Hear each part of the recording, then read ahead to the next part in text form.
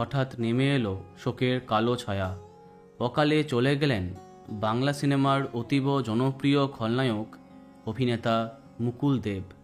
মৃত্যুকালে ওনার বয়স হয়েছিল 54 বছর। বেশ কদিন ধরে অভিনেতার শরীরটা ভালো যাচ্ছিল না। শেষ কদিন তিনি ভর্তি ছিলেন আইসিইউতে। তবে একথা কেউ জানতেই পারেনি। জানা যাচ্ছে বাবা এবং মায়ের মৃত্যুর পরে নিজেকে ঘরবন্দি করেছিলেন অভিনেতা।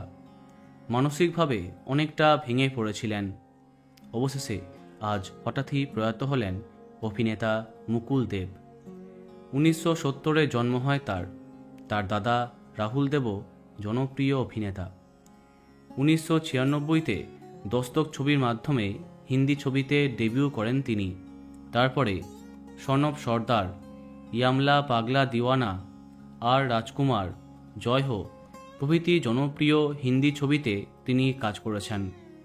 বাংলা ছবির জগতেও তিনি জনপ্রিয় ছিলেন। জিতের আওয়ারা এবং বচ্চন ছবিতে খলনায়কের চরিত্রে তাক লাগিয়েছিলেন। সবাই তাকে মনে রেখেছে। সেই কটা চোখ আর লম্বা চুল, সেই চমৎকার অভিনয়। নিজের কেরিয়ারে হিন্দি ছবির সঙ্গে অনেক ধারাবাহিকেও তিনি কাজ করেছেন।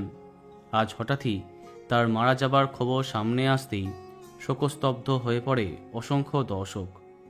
মাত্র 54 বছর বয়সে চলে গেলেন জনপ্রিয় অভিনেতা মুকুল দেব। তার অকাল মৃত্যু শোকের ছায়া ফেলেছে বিনোদনের দুনিয়াতে। বন্ধুরা, ভিডিওটি এইটুকুই। বাংলা বিনোদনের অন্যান্য আরও খবর পেতে সাবস্ক্রাইব কারেন্ট পজ। ধন্যবাদ।